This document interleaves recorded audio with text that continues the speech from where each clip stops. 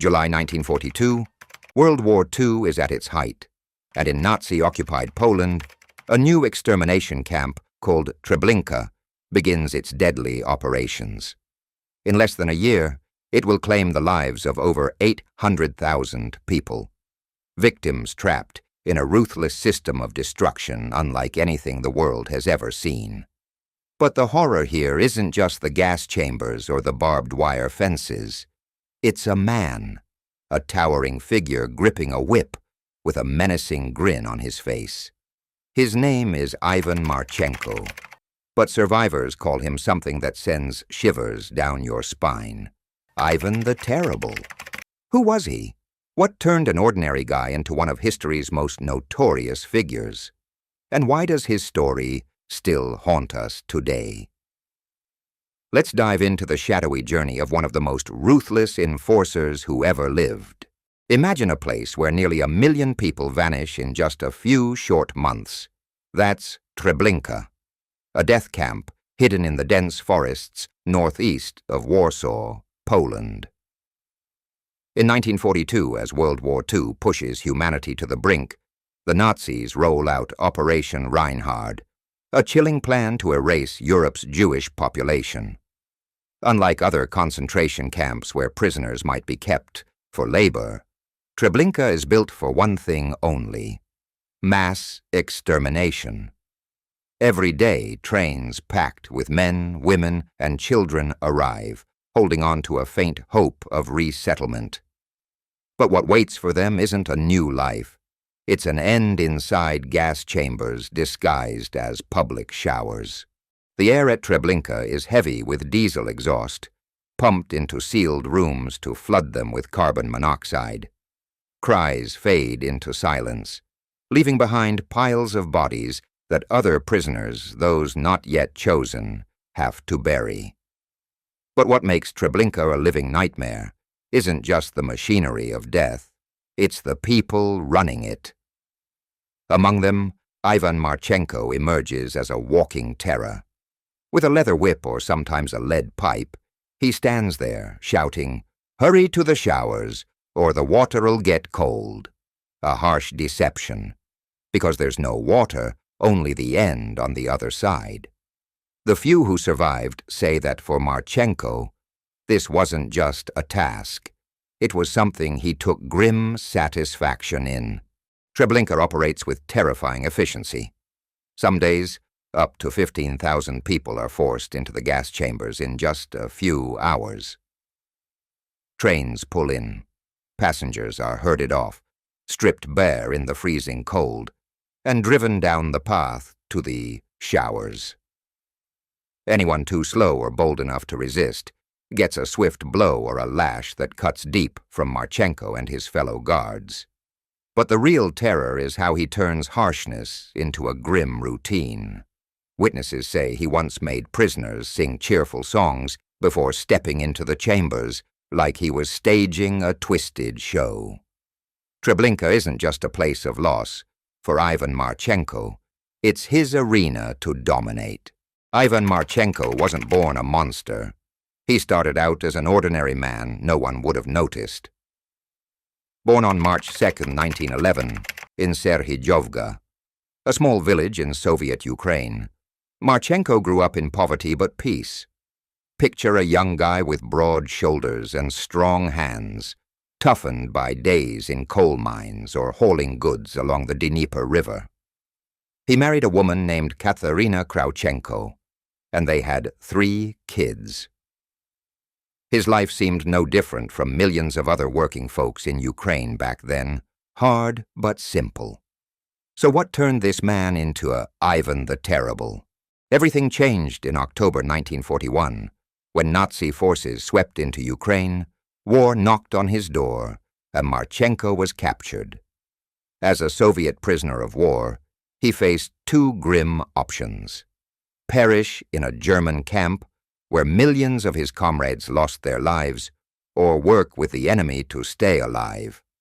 Marchenko chose survival. He was sent to Treblinka, a training camp in Poland, where the Nazis molded him into an SS auxiliary, a Hiwi, or willing helper. There he learned to handle a gun, follow orders, and most importantly, carry out grim tasks without hesitation. Just 9 months later, in the fall of 1942, Ivan Marchenko stepped into Treblinka, carrying a new version of himself, one ready to enforce the Nazis' will to save his own skin. But the big question lingers: what really pushed him down this road? Was it just fear of the end? Millions of other Soviet POWs chose death over betrayal. So why not Marchenko? Some reckon he had a dark streak inside him all along, just waiting to emerge. Others think war and loss shattered his spirit. There's an unconfirmed rumor that his family, Katharina and their 3 children, perished in the German assault or the chaos of the Eastern Front. If that's true, did that loss turn him into a man with nothing left to lose, eager to take out his pain on others? Whatever the reason, Marchenko's shift from miner to enforcer is proof of how war can twist a person beyond recognition. When Ivan Marchenko arrived at Treblinka, he wasn't just a guard, he became the face of terror itself. Survivors describe him as a giant, over 6 feet tall, around 1.83 meters, a standout height in the 1940s, with dark hair, icy brown eyes, and a long scar cutting across his square face.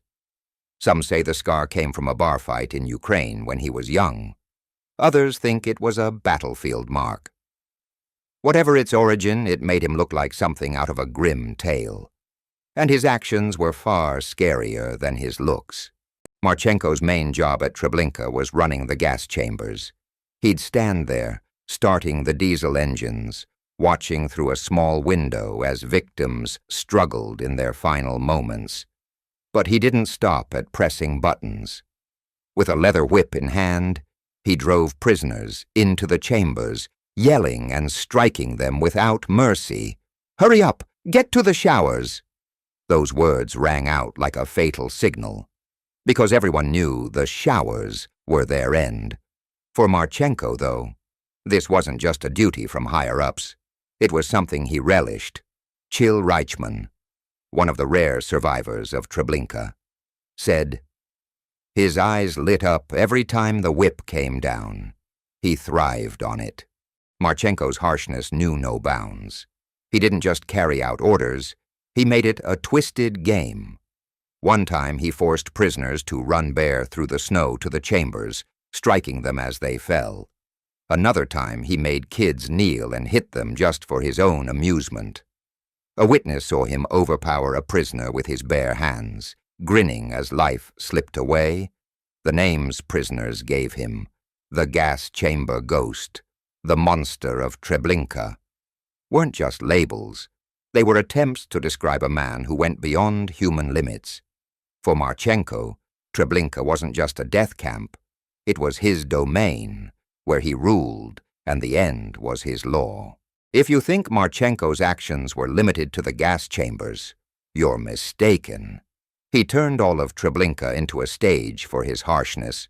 Not content with carrying out orders on a schedule, he'd roam the camp, looking for any excuse to lash out.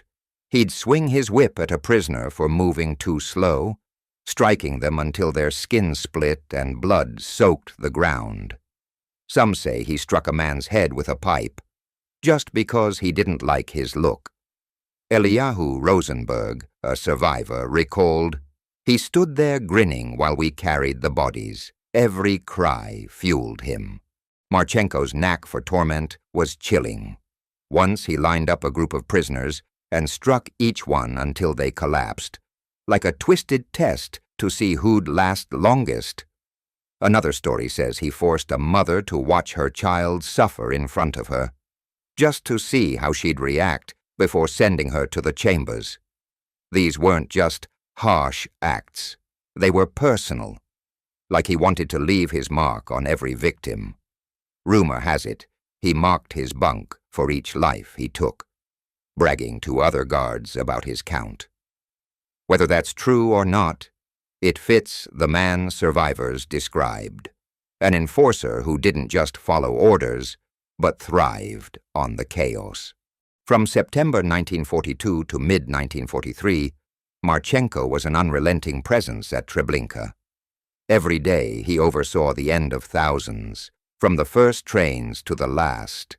The number of victims he was directly tied to could reach tens of thousands, too vast to fully grasp, too real to overlook. For those who survived, Ivan Marchenko wasn't just a memory of loss. He was the symbol of unrelenting darkness, a nightmare they could never escape. By mid-1943, the war was shifting. The Nazis were losing ground, and Treblinka couldn't keep running as the flawless machine it once was. In August of that year, a daring prisoner uprising erupted. Hundreds of desperate souls, armed with stolen weapons, fought back, setting parts of the camp ablaze. It was a chaotic, desperate stand, and though most were recaptured or lost, it forced the Nazis to shut Treblinka down for good. Marchenko's time there was over, and he was reassigned. By June 1943, he surfaced in Trieste, Italy, a port city on the Adriatic Sea, where he took up a new role under SS command. His job? Guarding warehouses filled with supplies and rounding up Italian civilians for forced labor in Germany's war effort. It was a shift from the chambers, but it kept him enforcing the Nazi agenda with the same cold precision. Trieste was an odd detour for Marchenko. The city was a tense mix under Nazi control, buzzing with soldiers, collaborators, and frightened locals. Here he wasn't swinging his whip at starving prisoners, but keeping watch over goods and people in a fading empire. Yet as the Allies tightened their grip on Italy, pushing north after landings in Sicily, Marchenko must have sensed the end nearing. By early 1944, with Italy crumbling under Nazi rule, he vanished again. The next hint of him appears in Yugoslavia, a rugged land torn by war and resistance. Some accounts suggest he fought alongside partisans, anti-Nazi guerrilla fighters, a turn so surprising it's tough to swallow for a man who'd been a loyal piece of Hitler's puzzle. Was this a last-ditch effort to switch sides, a clever cover, or just a story spun from the haze of war? Whatever happened after spring 1944, Ivan Marchenko faded completely. No arrest, no trial, no resting place. He slipped into the shadows, leaving us wondering, where did this figure go when history moved on? That Yugoslavian mystery is one of the most intriguing parts of Marchenko's tale. By 1944, Yugoslavia was a whirlwind of conflict. Tito's communist partisans were battling Nazi forces, Italian collaborators, and rival groups like the Chetniks. It was a brutal free-for-all, with loyalties flipping fast. Reports from partisan units sometimes mention a tall Ukrainian with a scarred face in their ranks, a description that matches Marchenko perfectly. If it was him, how did he get there? One idea is that he fled Trieste with a few other guards, maybe even that guy Grigori who pops up in some stories, and ended up in partisan territory, facing capture by the advancing Allies or Soviets, who'd show no mercy to a turncoat. He might have joined the resistance to stay alive. Picture it. The man who'd driven thousands to their end now aiming a rifle at his old bosses. It's a twist that sounds like a Hollywood script, but war's full of wilder truths. Or maybe it's less dramatic. Maybe he didn't fight at all. Yugoslavia's mountains and forests were a perfect hideout for someone on the run. With his survival skills, Marchenko could have ditched his uniform, grabbed a new identity, and blended into the flood of displaced people. Post-war Europe was a jumble. Millions of refugees, soldiers, and survivors crisscrossing the continent, papers lost or faked in the rubble. A guy like him, seasoned by years of chaos and quick to adapt, could have slipped away without a trace. Some historians point to the escape networks, like the rat lines, run by shady officials and sympathetic figures, that shuttled war criminals to safety. Did Marchenko hop on one of those secret paths, maybe landing in Argentina or Brazil like others? There's no solid proof, but the thought of him living quietly in South America while the world chased his shadow is chilling. What about the Soviets? They were relentless in hunting down collaborators after the war, especially Ukrainians who'd switched sides. Marchenko's name was out there. Survivors had whispered it, and captured guards had named him during interrogations. If he stayed in Yugoslavia, he'd have been a top target for Stalin's secret police, the NKVD, who were combing Eastern Europe for traitors. Did they grab him quietly, deal with him in some hidden cell, and bury the file? It's possible. Soviet justice was fast and hushed, but no records have ever turned up to confirm it. Or maybe he outsmarted them, dodging patrols and vanishing into the rugged Balkans, where a man could disappear if he kept low. Then there's the wild card, falling in combat. If Marchenko really fought with partisans, he could have gone down in one of those fierce clashes. Yugoslavia's war was relentless, with losses piling up fast. A scarred Ukrainian buried in an unmarked grave fits the harsh reality of 1944. But without a body or a first-hand account, it's just a theory.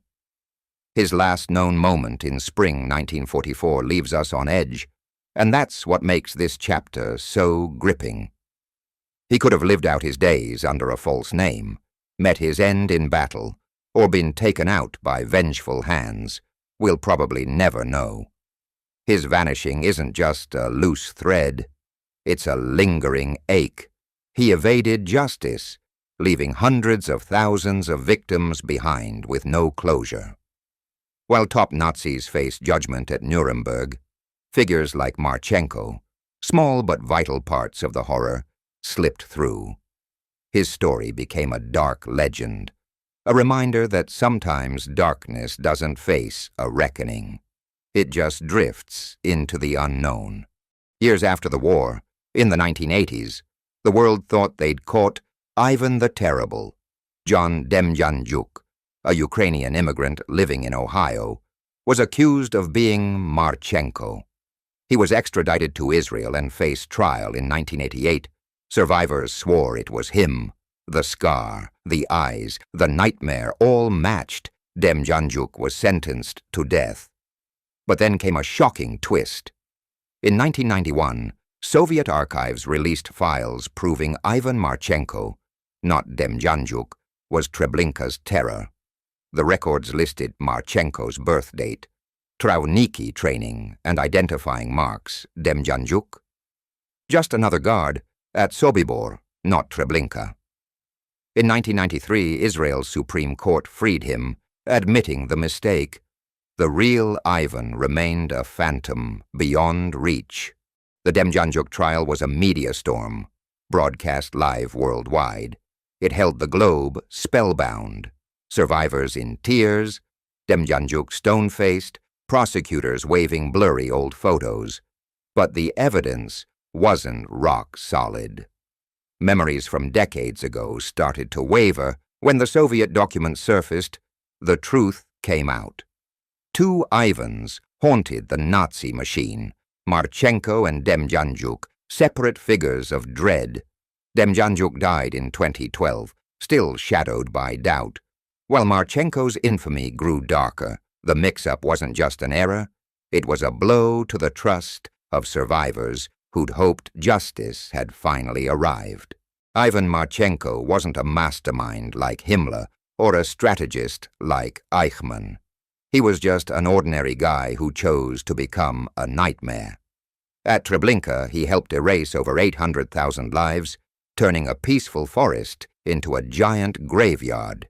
His escape from justice stings, but his story lives on as a warning.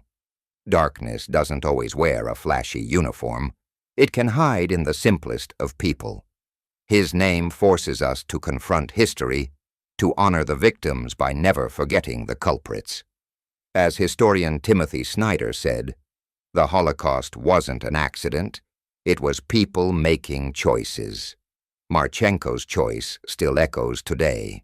His legacy isn't just in textbooks, it's in the scars of survivors, the silence of lost communities, the endless debates online. Treblinka's nearly gone. The Nazis destroyed it to cover their tracks. But names like the gas chamber ghost and the monster keep Marchenko's memory alive, a chilling figure for a new generation. Questions linger. Could he have been stopped? Could someone so harsh be redeemed? His life makes us wrestle with human nature. How fragile the line is between a miner and an enforcer, between us and him. Thanks for joining me on this journey through the shadows. History isn't easy, but it's ours to carry. Ivan Marchenko, Ivan the Terrible, turned Treblinka into a nightmare and slipped away unpunished. If this story's got you thinking, drop your take below. Did he really dodge justice, or did justice let us down? Share this tale. These truths need to live on, not just to remember those we lost, but to shape what's ahead. See you on the next historical ride.